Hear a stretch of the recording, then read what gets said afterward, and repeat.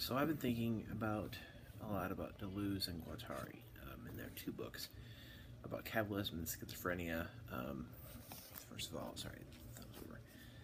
The Anti-Oedipus and also the 1,000 Plateaus. Read more of the 1,000 Plateaus. However, I'm starting to get over and redoing the redoing and going over more of parts of the Anti-Oedipus. So, but I've kind of come to a point in my life where Deleuze and Guattari's, I guess, their philosophy that they have put forward is very important to me, and it's almost something that I want to live by. It's almost, I want to think about what it means to be a Deleuzian being. And I'm kind of attributing a lot of this to Deleuze, because Deleuze has similar thought processes going on, and difference in repetition as well as the logical sense. But so I guess I'm sort of attributing this to Deleuze. But basically, I want to think about what it means to be a Deleuzian being, and not talking like being in a Heideggerian sense. I'm trying to, because they're all about becoming. It's more of a process philosophy for them. However, so I would want to think about what it means to be a Deleuzian person or a Deleuzian being, and I guess how you would think and how you would live, given what they've both said, Deleuze and Guattari. First of all, I think that you would see the world as this always flowing and always moving,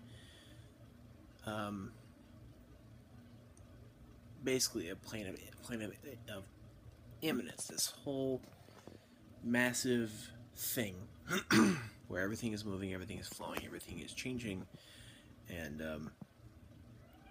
you don't see any one state or any one thing as being wholly the truth, because I guess according to them it's more like that basically anything that sets itself up to be the truth or the real state, or anything that claims to be total truth, is just aimed to be resisted by the nomad and the war machine. And I've talked about these, and I probably will continue to discuss them. So I do have some videos that I've made that can sort of help you with that. I just want to kind of discuss this for people who know about his concepts and their concepts. So that's one way you would think. You would think of things as multiplicities and assemblages and planes of consistency and plateaus and planes of immanence. You would think of things as the plane of immanence, or the body without organs. Many bodies without organs, and anything that is a true organism, being a very sickly and disgusting thing, and anything that is a body without organs, still a thing, yet always sloughing off organs, not doing that too much, but doing it to a good extent, and always where everything is flowing and deterritorializing and reterritorializing, and just this constant flow of everything. And think about things with respect to as to how they are machines, as how humans are machines, not machines in like the typical way that we think of them, but more machines as mechanistic things that have a function, and that's the way things work. It's this constant production and constant flowing and constant everything and constant moving about everything. And think about things with respect to the desire machine as well, and how desire has to do with production, constant moving and constant production. Think about things with respect to schizoanalysis as well, with all their concepts, micropolitics, segmentarity, lines of flight, that kind of thing.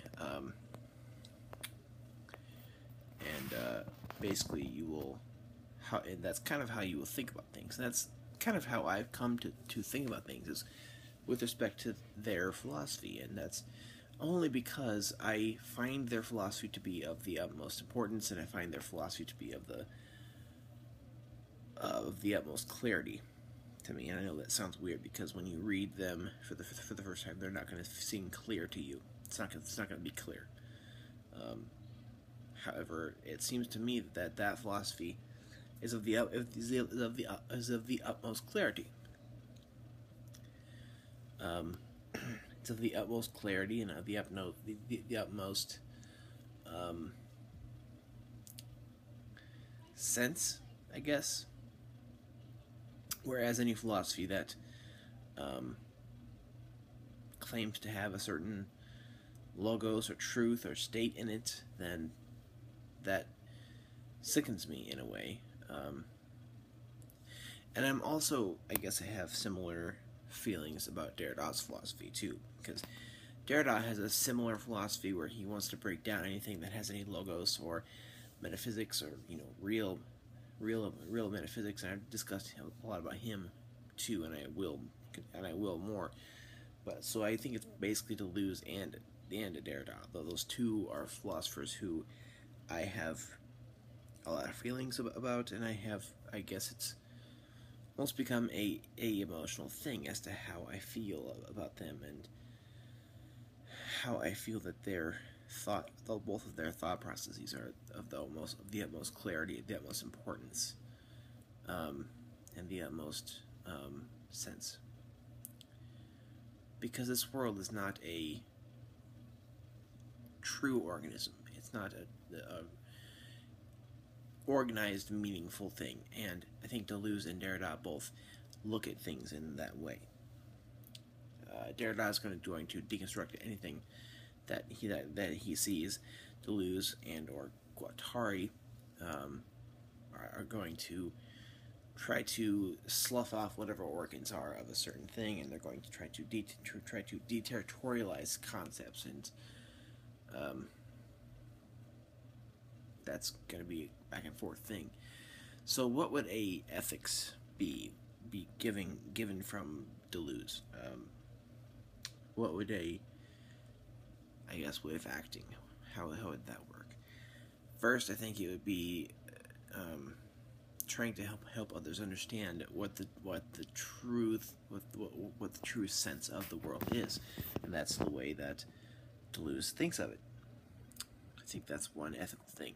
Another ethical thing, I think, is also a little bit coming from Derrida, that you have to have some sort of, and Deleuze hasn't said this, but I think that it's the truth that you would have to have some sort of ethical prescription, in that you will have to have some caring for others, and there's no deontology, there's no consequentialism, there's no real anything except for having some sort of caring for others, and the only politics that are really being is a micropolitics, even though he does say they do say in the 1,000 Plateaus that no matter what state the world is, there's always going to be a macropolitics, and there's always going to be a macropolitics.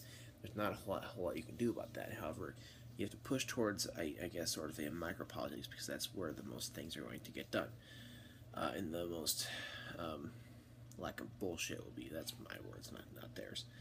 But I don't know. I just feel like I want to be a Deleuzian being. I want to think through Deleuze as I live in my life, and I want to think things in that way. So let me know what your thoughts are on that, and if you think that's possible. I don't know. So, thanks.